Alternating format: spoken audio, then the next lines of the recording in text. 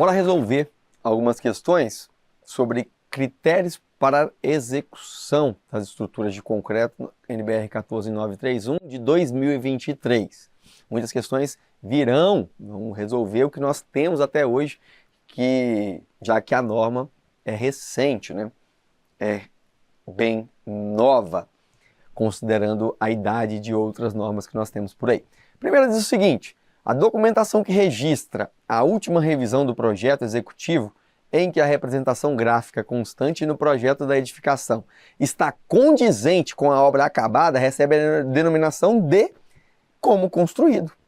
É o termo que se dá na norma em português, né? O nosso chamado as-built. Não é o caderno de encargos, não é a carta de habitação, nem anteprojeto, muito menos termo de referência.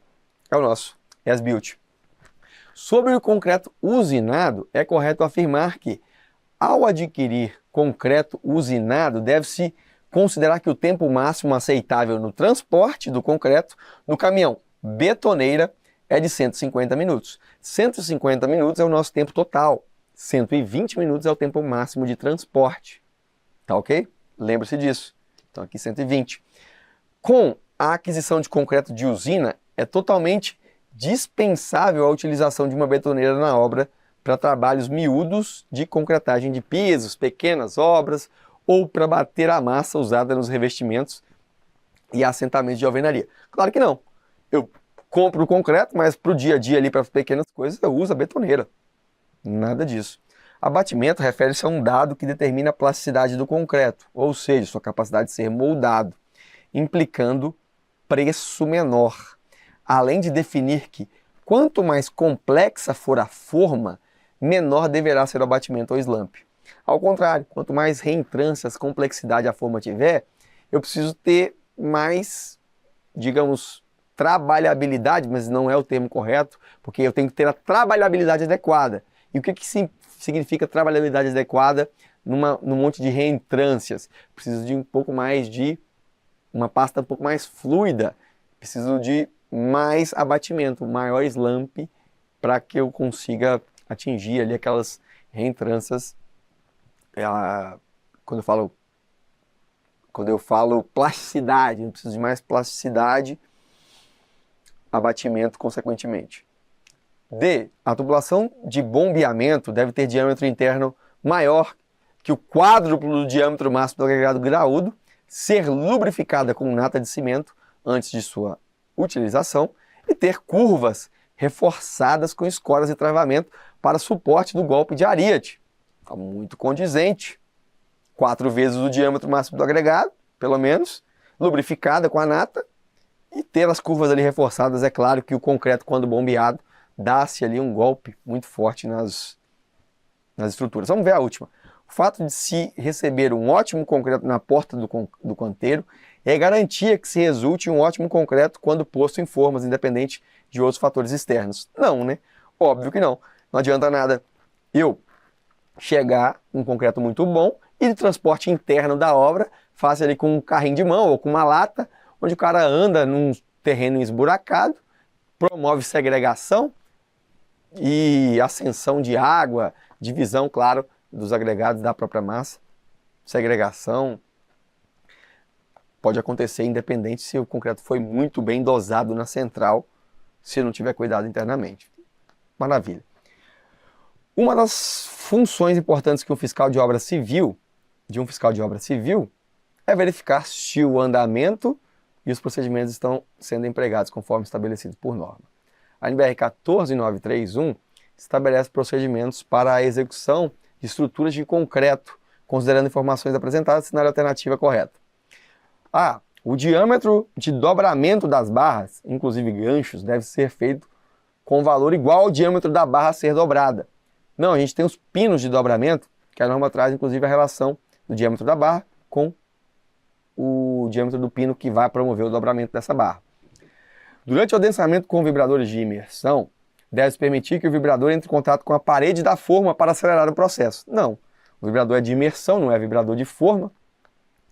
Não pode tocar nem no aço, ou ele deve-se evitar contato com o aço e com as formas. A tolerância dimensional para uma seção transversal de uma viga de 50 centímetros, lembra? Está até 60 centímetros dentro do usual.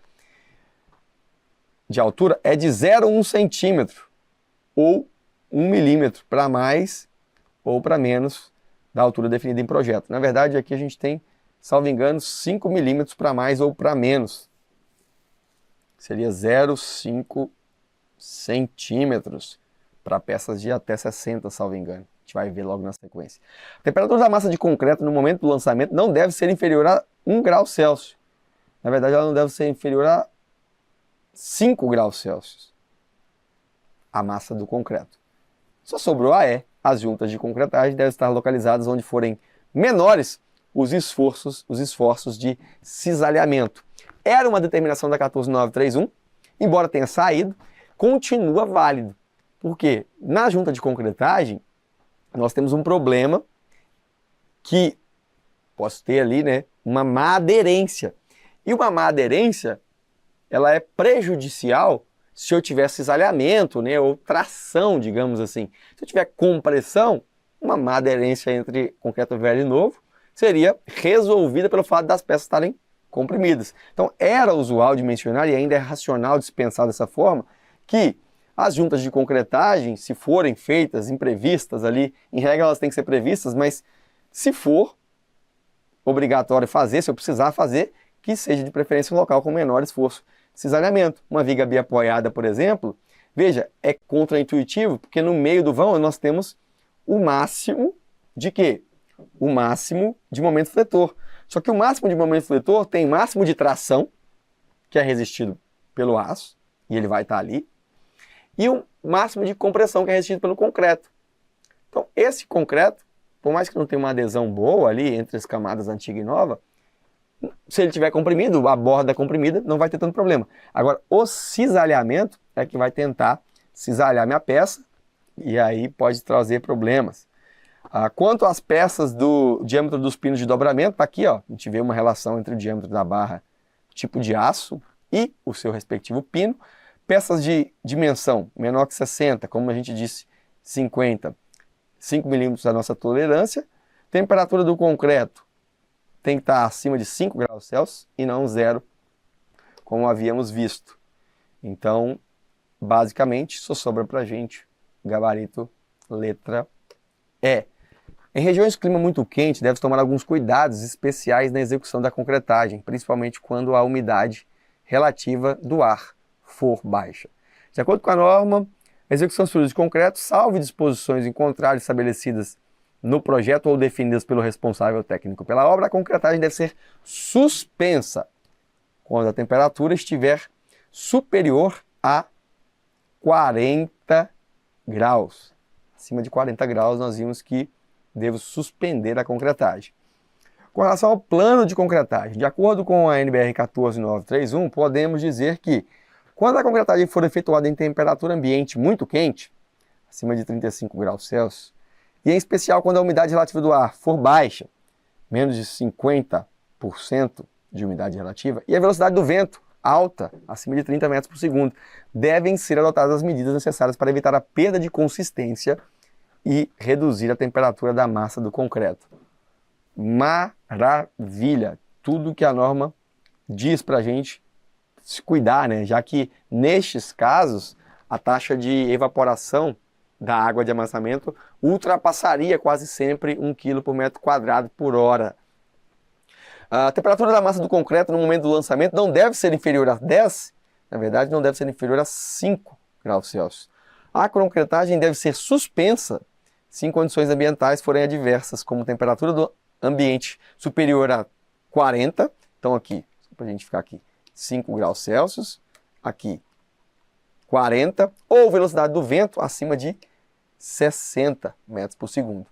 A concretagem deve ser suspensa sempre que estiver prevista queda de temperatura ambiente para abaixo de 10 graus nas 72 horas seguintes? Não, abaixo de 0 graus nas 48 horas seguintes.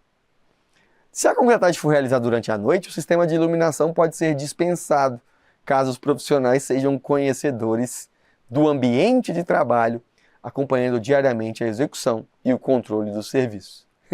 É óbvio que ele pode conhecer o que for, que se não tiver energia, se não tiver iluminação e for à noite, não vai dar para concretar, né? Então sempre tem uma alternativa bizarra. Lembrando das condições que a gente viu, ele falou de umidade menor que 50, ambiente da temperatura maior que 35 e velocidade do vento acima de 30. Por isso, gabarito letra A. Maravilha? Seguimos, CESP-SEBRASP. Com relação a planos e juntas de concretagem em edificações, assinale a opção correta. Como regra, as juntas de concretagem devem ser evitadas, salvo quando ocorrerem casos fortuitos, como falta de energia. Opa, essa questão tá bacana, né? Um caso fortuito, via de regra, eu tenho que evitar. Maravilha.